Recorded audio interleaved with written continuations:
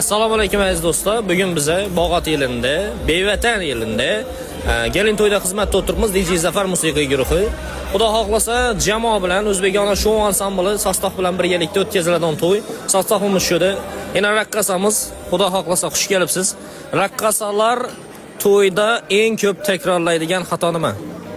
Bilmadim. Bilmadilar. Keyingi insonga savol beramiz.